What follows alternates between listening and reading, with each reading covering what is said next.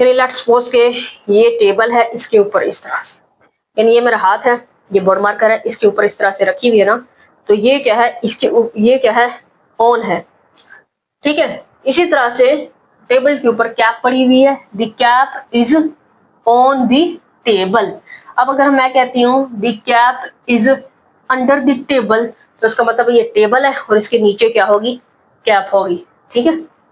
तो under the table का यूं सेंस हो जाएगा। नेयर का मतलब नजदीक, यानी ये टेबल है, यहाँ पड़ी हुई है, यहाँ पड़ी हुई है, यहाँ पड़ी हुई है, यहाँ पड़ी हुई है, यहाँ कोई चीज रखी है, उसके ऊपर इस तरह से रखी हुई है, उसके साथ ही है, ठीक है, नजदीक ही है। तो कैप जो है वो क्या है, is near the table, table के नजदीक पड़ी है।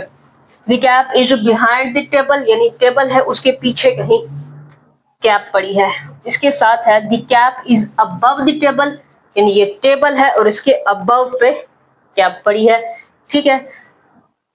The cap is below the table, यानी टेबल है, इसके ये अबव होता है और ये इसके क्या है, बिलो है, ठीक है। अगर इस तरह है तो ऑन है, अगर इस तरह है, इस तरह, तो क्या है, अंडर भी है और बिलो भी है, ठीक है। अब हम डिफरेंस देखेंगे कि अंडर में और बिलो में क्या डिफरेंस है।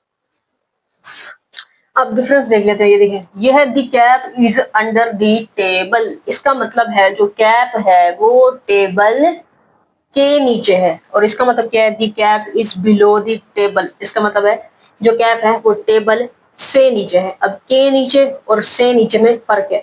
अगर आप दरख्त के नीचे बैठते हो, दरख्त के नीचे, तो आप अंडर द ट्री बोलोगे, ठीक है। दरख्त के नीचे बैठे हो, इस तरह से आपने कोट वेयर किया हुआ है, कोट पहना हुआ है, उसके नीचे जो टी शर्ट पहनी हुई है आपने, कोट के नीचे क्या पहना हुआ है, अंडर द कोट बोलोगे, ठीक है। अब यहाँ पर मैं आपको बता रही हूँ कि कोई कैट है, उस या कोई भी चीज है, उसके ऊपर ब्लैकेट डाल दो, कैट है ब्लैकेट में छुपी हुई है, ठीक है। अब वो कैट बिलो दी ब्लैंकेट नहीं है, अंडर दी ब्लैंकेट है, क्योंकि वो ब्लैंकेट उसके साथ क्या हो रहा है, टच, ठीक है। तो यानी कि जो अंडर का सेंस है उसमें क्या हो रहा होता है, यानी कि अगर किताबें टच हो रही होती है, यानी कि फिजिकल रिलेशन होता है, टच होता है।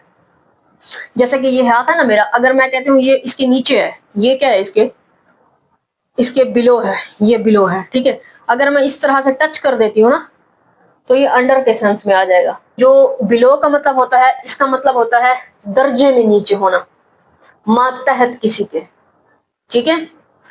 He is below the director, वो डायरेक्टर के मातहत है, ठीक है ना।